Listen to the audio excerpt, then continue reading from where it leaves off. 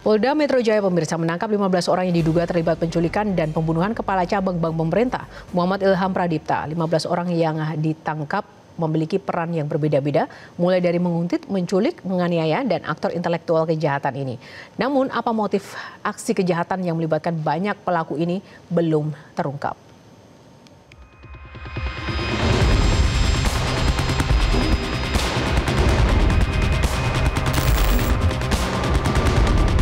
Muhammad Ilham Pradipta diculik di parkiran pusat perbelanjaan Grosir di kawasan Pasar Rebo, Jakarta Timur pada Rabu 20 Agustus 2025. Selanjutnya, pada 21 Agustus, jasad korban ditemukan warga di kawasan Bekasi. Hingga kini polisi masih mendalami keterangan dari 15 tersangka yang sudah ditangkap untuk mengetahui alur hingga peran para tersangka dalam menghilangkan nyawa Ilham Pradipta. Polisi menyebut ada 4 klaster dalam kasus ini. Mulai dari aktor intelektual, klaster yang membuntuti, klaster yang menculik, serta klaster yang menganiaya korban hingga berujung meninggal dunia. Sebelumnya, Kabid Humas Polda Metro Jaya Kombes Ade Arisya mengatakan dari 15 tersangka yang ditangkap, 6 diantaranya ditangkap oleh Subdit Resmob Ditreskrimum Polda Metro Jaya, sementara 9 lainnya diringkus oleh Subdit Jatanras. Setidaknya kami update ada 15 orang yang diamankan. 15 orang yang diamankan, ya.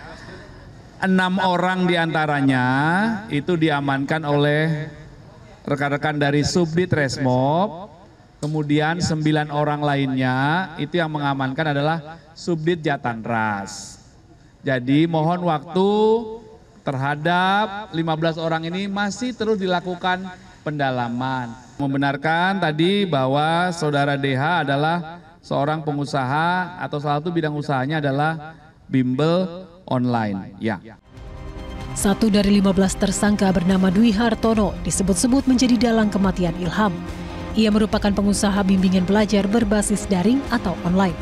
Ia juga dikenal sebagai motivator bisnis dan memiliki akun YouTube serta Instagram dengan nama Klan Hartono. Kriminolog Adrianus Meliala menduga motif pembunuhan Kepala Cabang Bank Pemerintah Ilham Pradipta dilatar belakangi pekerjaannya sebagai Kepala Cabang sebuah bank. Maka saya melihat ada 2 hal besar. Yang pertama adalah kalau itu disebut sebagai fraud, maka biasanya atau pada umumnya fraud itu terkait dengan forgery atau pemalsuan, blackmail atau pemerasan, dilanjutkan dengan korupsi, pencucian uang. Nah, menjadi menarik kenapa pada kasus ini diduga bahwa ada konteks dendam yang dalam hal ini diperkirakan dendam itu dimiliki oleh para aktor intelektual yang terkait dengan kasus ini kepada korban. Maka dalam hal ini saya menduga-duga sebagai berikut. Pertama, korban dalam rangka posisinya, kemudian lalu mengetahui ya, ada praktek fraud yang terdapat di lingkungan kerjanya, maka kemudian dia berusaha menghentikan. Ya. Nah, menurut saya yang ini bisa saja menimbulkan dendam, tapi sebetulnya lebih banyak terkait dengan kewenangan yang ada pada sang korban sebetulnya. Jika dilihat dari profil korban dan seorang terduga aktor utama, mungkinkah kasus penculikan berujung kematian ini dilatar belakangi oleh aktivitas perbankan dengan nominal dana yang sangat besar? Tim Liputan Metro TV. Pemirsa, 15 orang sudah ditangkap dalam kasus penculikan dan pembunuhan Kepala Cabang Bank Pemerintah Muhammad Ilham Pradipta. Ada 4 klaster dengan peran yang berbeda, mulai dari menguntit, menculik, menganiaya, dan otak dari tindak kejahatan ini. Dan yang masih menjadi pertanyaan adalah apa motif yang melatar belakangi tindak kejahatan ini. Kita akan membahasnya dengan kriminolog Hanifah Hasna. Mbak Iva, polisi menyebutkan ada 4 klaster ini dalam kasus ini. Ada klaster yang membuntuti, menculik, dan klaster yang melakukan penganiayaan, serta klaster aktor intelektual. Kenapa banyak sekali yang terlibat untuk membunuh 1 orang saja? Baik, terima kasih Mbak Yohana. Jadi mengapa hanya satu orang tapi melibatkan banyak orang? Ini kan indikasi bahwa kejahatan ini terencana. Jadi masuk dalam organized crime, tapi nyatanya walaupun organized crime tapi tidak terorganisir dengan baik. Ada beberapa hal yang mungkin direncanakan oleh otak pembunuhan ini. Kalau di kami ada tiga tahapan. Yang pertama adalah mastermind. Mastermind itu adalah seseorang yang memiliki kepentingan dan mereka mengatur segala sesuatunya. Yang kedua adalah middleman. Middleman itu adalah perantara. Yang terakhir adalah hitman. Hitman itu antara adalah penculik dan pelaku pembunuhan dan pembuangan gitu ya. Nah, kenapa harus melibatkan banyak orang? Banyak sekali indikasinya. Yang pertama adalah fragmentasi tugas. Lalu dengan banyaknya orang, tugas-tugas akan disebarkan. Ketika tugas disebarkan, itu memutus atau mengurangi resiko ketika kelompok satu gagal bisa dilakukan oleh kelompok yang lain. Tujuannya agar semua orang tidak mengetahui sebetulnya yang diinginkan oleh otak pembunuhan ini. Jadi semakin banyak orang, semakin mereka jauh dengan tujuan utama. Yang kedua, distribusi resiko. Ketika kelompok satunya gagal, yang lain bisa melanjutkan dan nanti berimplikasi terhadap hukum resiko-resikonya terkait dengan apa yang dilakukan oleh masing-masing orang tersebut. Jadi siapa melakukan apa. Kemudian ada kontrol dan intimidasi. Ketika satu orang diintimidasi oleh beberapa orang, artinya ada kemungkinan pelaku utama ingin memberikan atau menunjukkan kekuatan atau dominasi terhadap korban, sehingga bisa diarahkan bahwa ini ada dendam dibalik dengan kondisi fraud atau permasalahan finansial yang ada. Lalu ketika personilnya banyak, itu menunjukkan bahwa ini bukan motif sekedar dendam pribadi, tapi ada motif besar. Seperti yang disampaikan oleh Prof. Adrianus Meliala tadi, mungkin ada fraud, ada pencucian uang, ada kredit-kredit yang mungkin dalam jumlah yang besar yang tidak bisa keluar. Selanjutnya, dengan banyaknya orang tetapi mudah ditangkap, berarti menunjukkan adanya ketidakprofesionalan dalam melakukan tugas-tugas mereka. Terbukti ada salah satu personil yang ternyata masih mahasiswa dan dia tidak tahu apa yang harus dilakukan. Jadi perintahnya hanya sederhana, kamu hanya melakukan tindakan A gitu ya, misalnya penculikan. Selanjutnya dia tidak mengetahui. Berarti kan ini ada kondisi-kondisi yang tidak dipersiapkan dengan matang, tetapi melibatkan kasus hukum terhadap banyak orang.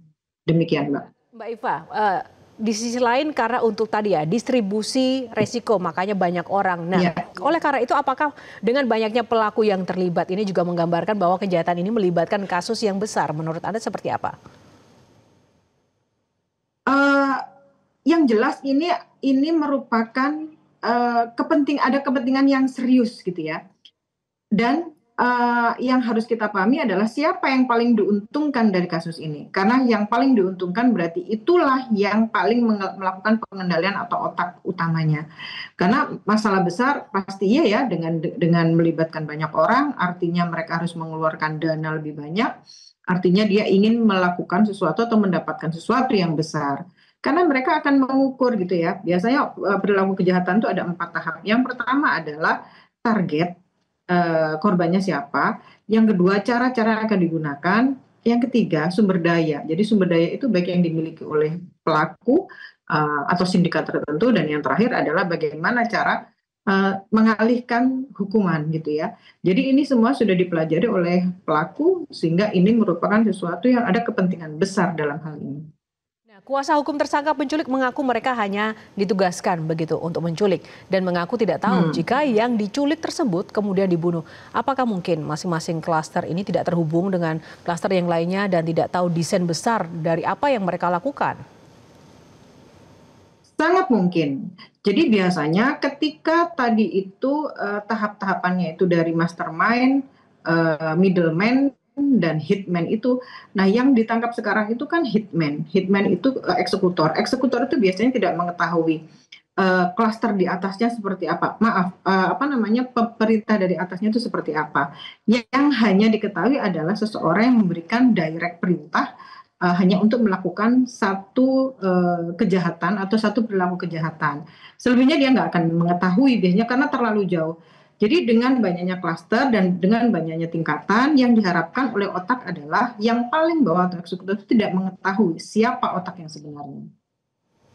Kenapa aksi para pelaku ini juga nampak tidak rapi, Mbak Iva, dan mudah terdeteksi seperti saat melakukan penculikan di area terbuka yang kemudian terekam CCTV, apakah tidak diperiksa sebelumnya, dan mayat yang juga dibuang ke area yang mudah terjangkau. Apa makna dari semuanya ini? Karena ini seolah sangat tidak diperhitungkan, padahal mereka punya klaster masing-masing untuk tugasnya dan berhari-hari untuk memantau aktivitas pelaku. Oh baik, jadi kembali lagi ini adalah organized crime yang tidak terorganisir dengan baik. Jadi ketika masing-masing klaster ini ternyata tidak bisa melakukan tugas dengan baik, ada indikasi inkompetensi atau rekrutmen non profesional.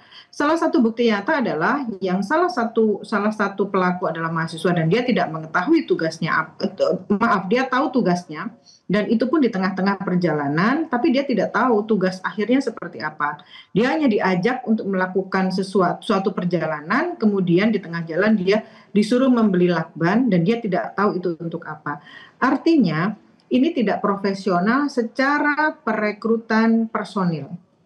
Sehingga kondisi-kondisi ini sangat-sangat mudah untuk diungkapkan, walaupun perlu waktu dalam mengumpulkan dari 15 orang ini. Nah, bisa jadi karena waktu yang mendesak. Waktu yang mendesak itu artinya si pelaku utama menginginkan dalam kurun waktu tertentu korban bisa dilumpuhkan gitu ya. Walaupun demikian kita juga belum bisa mengetahui apakah ini by design atau by accident atau by escalation gitu ya.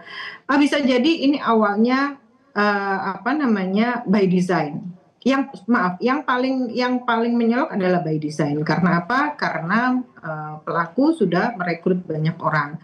Kalau merekrut banyak orang berarti kan ada kepentingan yang besar dan cara-cara yang sudah dipersiapkan. Tapi tidak menutup kemungkinan yang diharapkan tidak melakukan pembunuhan, tapi hanya melakukan pelumpuhan atau meminta sesuatu untuk menandatangani atau menyepakati sesuatu. Tapi ketika si korban juga ini sudah tidak mau 15 orang terkait kasus ini, Mbak.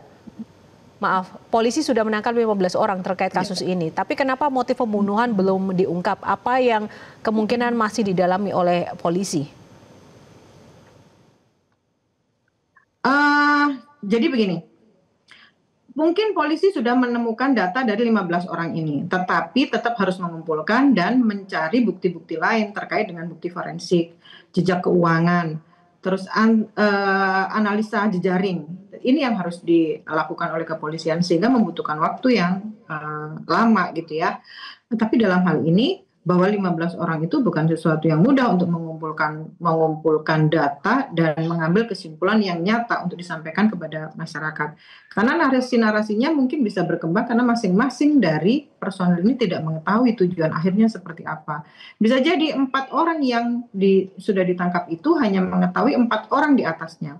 Baru 4 orang di atasnya baru mengetahui yang atasnya lagi. Jadi ini membutuhkan waktu sekian lama mungkin ya untuk membuat polisi mengetahui akhir dari tujuan dari pembunuhan ini seperti apa.